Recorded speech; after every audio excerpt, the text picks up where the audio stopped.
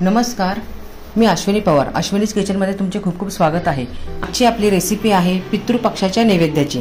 तर सर्वप्रथम मी भेंडीची भाजी करणार आहे. आपली कढई चांगली गरम झालेली आहे. त्यामध्ये मी 2 चमचे तेल सोडते.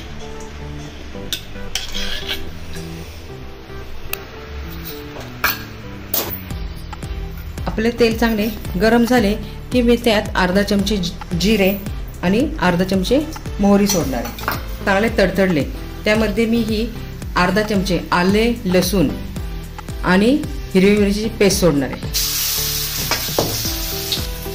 ही मी हिरवी मिरची आले लसूणची पेस्ट करून ठेवलेली आहे. आणि सर्व भाज्यांना आपल्याला हाच मसाला वापरायचा आज.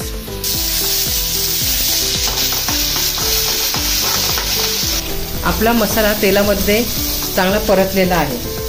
आता मी यात भेंडी सोडते.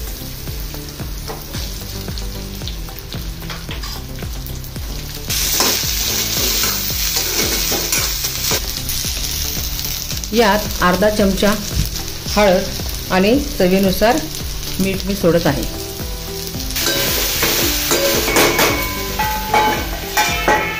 आता आपण कारल्याची भाजी करणार आहोत. कढई आपली चांगली गरम झाली आहे. त्यामध्ये मी 2 चमचे तेल सोडत आहे.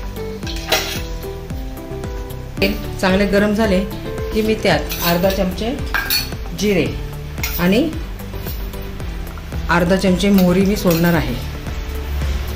अर्धा चमचा आले लसूण पेस्ट, हिरवी मिरची आले लसणाची पेस्ट सोडते.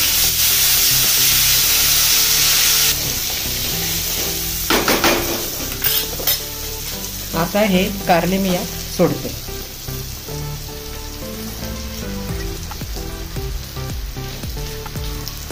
हळद अर्धा चमचा,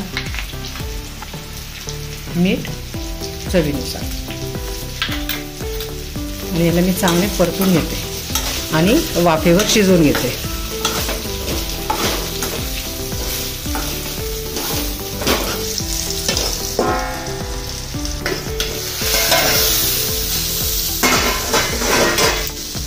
या कारल्यामध्ये आपल्याला ही जी चिंचगुळाची पेस्ट आहे ना, चिंचगुळाची पेस्ट केलेली आहे, ही मी यात थोडी सोडणार आहे आणि पुन्हा एक 10 मिनिटं मी शिजवणार आहे आपले कारले.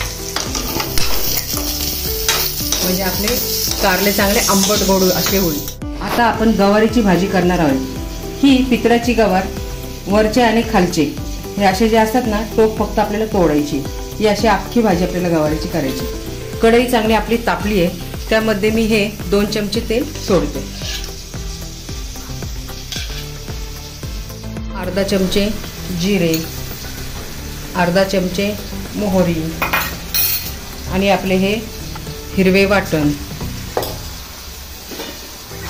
सोडून चांगला मसाला मी परतून घेते तेलात. मसाला तेलात चांगला परतलाय. आता मी ही जी गवार आहे ना ती सोडते आणि ह्याला मी चांगले तेलामध्ये शिजवून घेणार आहे.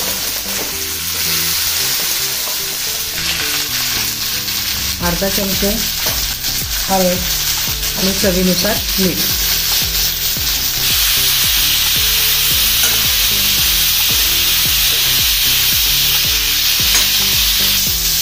चांगलेला 7 ते 8 मिनिटं मी शिजवून देते भाजी.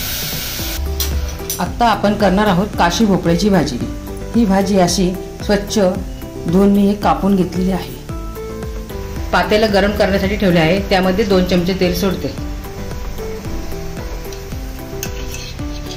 त्यात मी जिरे, मोहरी, आपले हिरवे वाटण आणि थोडासा कढीपत्ता हे सर्व मिश्रण मी चांगले तेलात परतून घेते. आता यात मी हा काशी भोपळा सोडणार आहे.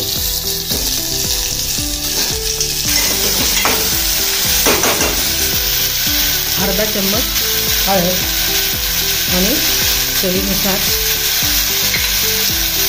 मीठ. ही भाजी मी चांगली तेलात बारीक गॅसवर शिजवून घेणार आहे 1-10 मिनिटं.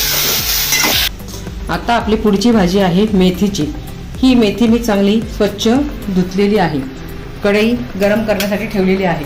त्यात 2 चमचे तेल सोडते. आपले तेल आता चांगले गरम झाले आहे. त्यामध्ये मी हे लसूण सोलते आणि 2 हिरव्या मिरच्या या मी चिरून घेतलेल्या आहेत. आता यात मी मेथीची भाजी सोडते.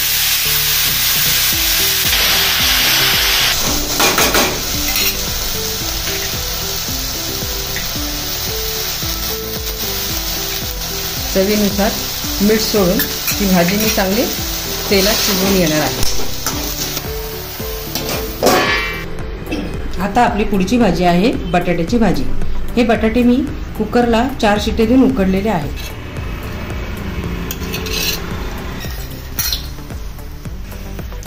तेल आता चांगले गरम झाले आहे. त्यात अर्धा चमचे जिरे, अर्धा चमचे मोहरी, हे अर्धा हिरवा आपलं वाटण अर्धा चमचा आणि कढीपत्त्याची पाने.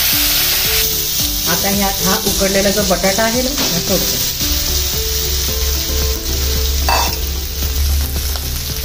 थोडीशी हळद, चवीनुसार मीठ टाकून मी हे चांगले परतवून घेतो. यात मी थोडीशी अशी गार्निशिंगसाठी कोथिंबीर देखील सोडलेली आहे आणि 5 मिनिटं याला दमावर मी शिजवून घेतो.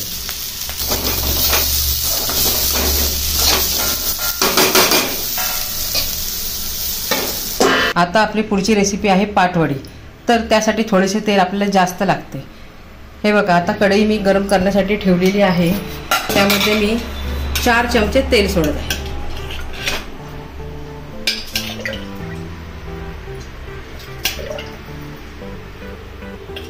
चमचे जिरे आणि अर्धे चमचे मोहरी सोडते. आणि आपले हे जे हिरवे वाटण आहे ना ते देखील मी 1 चमचा सोडणार आहे. आणि मी चांगले हे आपले वाटण तेलात परतून घेणार आहे. हे मी 200 ग्रॅम बेसन घेतलेले आहे. जेवढे वाटी आपलं बेसन पीठ आहे ना तेवढंच आपल्याला पाणी घेऊन यात सोडायचं आहे कढईमध्ये. पाण्याला जरा चांगली उकळी आली ना की हळूहळू करून आपल्याला यात बेसन सोडायचं आहे. हळद, चवीनुसार मीठ आणि थोडीशी कोथिंबीर देखील मी सोडणार आहे. आपल्या पाण्याला आता चांगली उकळी आलेली आहे. गॅसची फ्लेम मी बारीक करते आणि एका हाताने मी हे बेसन सोडणार आहे आणि दुसऱ्या हाताने मी असं त्याला असं हलवणार आहे. म्हणजे आपल्याला गुठळ्या यात बिलकुल पडू द्यायच्या नाहीत.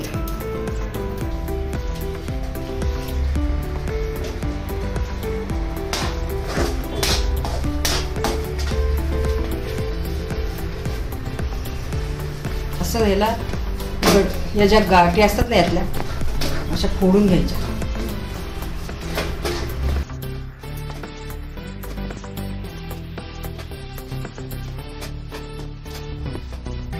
दहा मिनिट आपल्याला याची वाफ काढून घ्यायची आणि दमावरच शिजवायचं आपल्याला ही पाटवडी.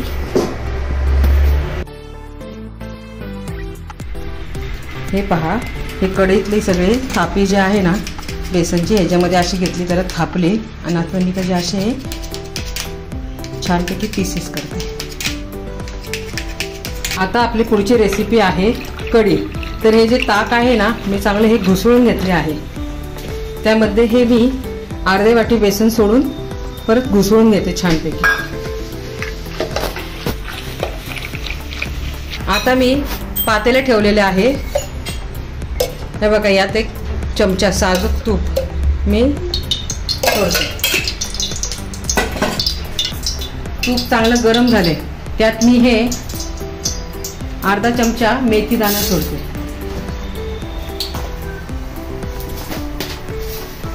मोहरी,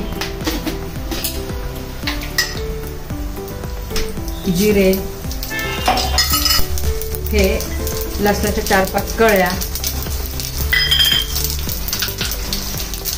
आणि कढीपत्ता.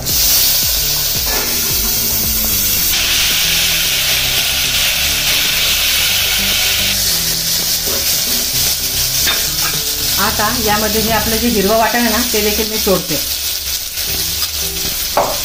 आणि ह्याला देखील तेल तुपात चांगलं परतून घेते.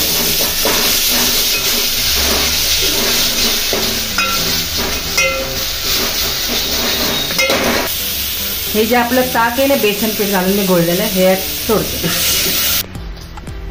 अर्धा चमचे हळद पावडर आणि चवीनुसार मीठ. आता एक चांगली उकळी आणून घेते मी कढीला. यात मी थोडी कोथिंबीर देखील सोडते. इंद्रायणी तांदूळ होते ना, मी अर्धी छोटी वाटी घेतले होते. त्याला चांगले भाजले होते आणि त्याला चांगले एक 4 ते 5 तास मी भिजवले. नंतर मिक्सरमधनं काढली. ही अशा प्रकारे मी पेस्ट तयार केलेली आहे. आता आपण ही तांदळाची खीर बनवणार आहोत. साधं तूप सोडते.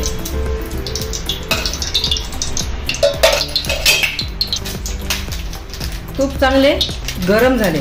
त्यामध्ये मी हे चारोळे सोडते. हे बघा, हा मी आत खवा सोडते. याला तुपात चांगले मी परतून घेते.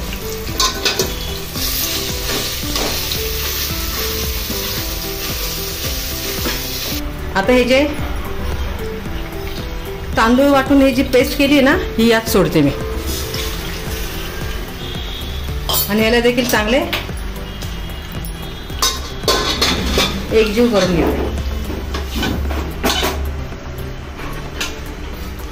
आता हे 2 लिटर गाईचं दूध मी चांगले तापवले होते.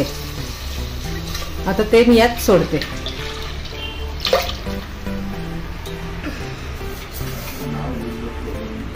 हे बघा, यात ही वेलची पूड आणि ही पावशेर साखर मी सोडते.